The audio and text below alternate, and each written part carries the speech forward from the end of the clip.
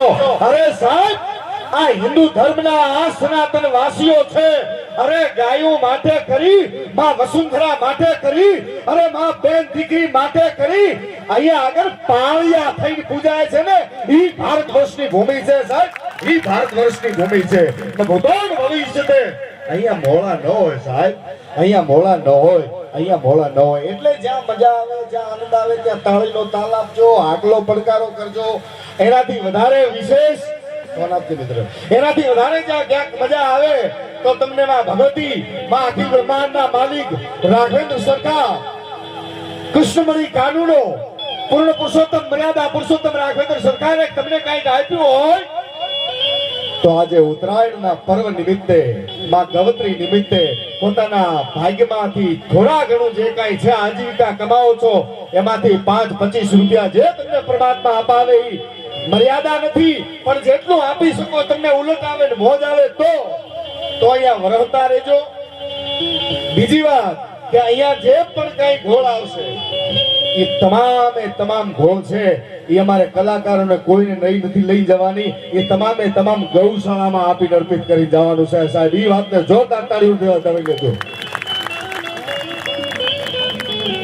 અને અમને તમે લઈ જવા દો એમ છો નહીં, એટલે અમે લઈ જવાના મૂડમાં બિલકુલ નથી. તમામ થોડો અવાજ ખોલજો, ગળાને તકલીફ ન પડે એવું કરજો. તમામ પૈસા છે બધા અહીંયા ગૌશાળામાં આપી જવાનું છે. બીજી વાત, ટાઈટ છે પણ ખીચામાંથી 12 હાથ કાઢી અને અહીંયાથી પૈસા, સાચા પૈસા આપી અને અહીંયા વરહવાનું છે. એટલે એમાં મોળા પડતા નહીં. અને લીલાધરનું પાણી ભલે થોડુંક ઊંડું હશે, પણ મોળું તો નહીં જોય સાહેબ, મોળું તો નહીં જોય. ભલે પાણી ઊંડું હોય પણ મોળું ન હોય. અને ગાયો માટે કરી અને સાહેબ જે આ ધરતીના માણસો લીલુડા માથલા દેવાની ત્રેવડ રાખે, એમાં રાજપૂતો બેઠા હશે, એમાં સાહેબ 18 વર્ષના રબારી હોય, ચૌધરી પટેલો હોય. અને અહીંયા ભાઈ વેલજીભાઈ, એક વખત વેલજીભાઈ ને જોરદાર તાળીઓના ગણગણાટ દો, કારણ કે એના થકી તો હું અહીંયા આગળ આવ્યો છું તમારી પાસે. આજુબાજુના ગામમાંથી જે કોઈ મહેમાનો આવ્યા છે, હું એ વાત ઉપર જાતો જ હોય. તમે ઉતાવળ વેલજીભાઈ ન કરો, કારણ કે આમાં શું છે, જે ઓરણી હોય ને એમાં ધીમે ધીમે દાણા નાખતા એકદમ નાખો તો એ ઓરણી બંધ થઈ જાય ને, એકદમ ન નખાય. એને ધીમે ધીમે દાણા પછી દાણો જાય ને તો બાપા એમાં મજા આવે. હું જાણું છું, મને ખબર પડે કે આવો પ્રસંગ હોય, આવો કાર્યક્રમ હોય એટલે આજુબાજુમાંથી આવે, કારણ કે આ ધરતી એવી છે, ઈંદવાડની ધરતી સાહેબ.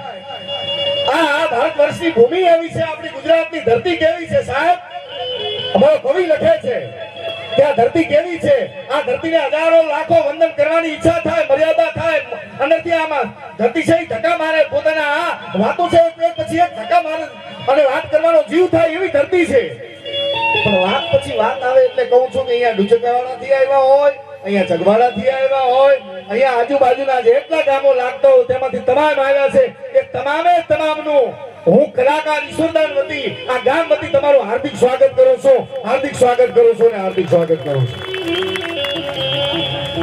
કાઢું કરવું હતો જેના ખીચામાં કદાચ આમ ઘણી આવતી હોય આમાં હોય તો આજુબાજુ વાળાના ખીચામાં હાથ ન નખાય અને પોતાના જ ખીચામાં નખાય એ વાતનું ધ્યાન રાખી અને અહીંયા આગળ ઘોળ કરશો. એ તમામ અહીંયા આગળ ગૌશાળામાં જ આપવાની છે.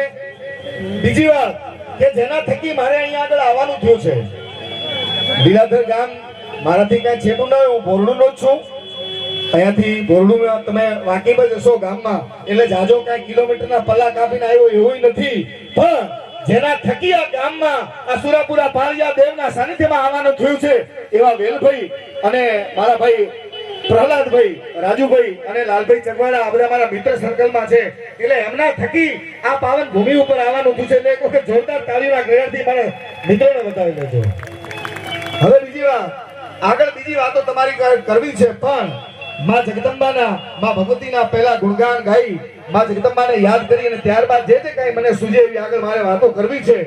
ધ્યાન રાખજો, ચારણનો દીકરો છું, માં ભગવતીનો ઉપાસક છું. આઈ માને યાદ કરવા બેસું, એમાં રાજપૂત હોય, 18 વર્ણ હોય, એમાં એની કુળદેવી હોય, ઈ એની જગદંબા હોય અને હોય. ઈ કુળદેવીનું નામ આવે અને તમને એમ લાગે કે ના મારી કુળદેવીનું નામ આવ્યું છે, તો ગૌત્રી માતા કરીને ઘોળ લઈને આતી એમ ધક્કો ખાતા, નકર નો ખાતા. ઉસ્તાદ ઘેરી જા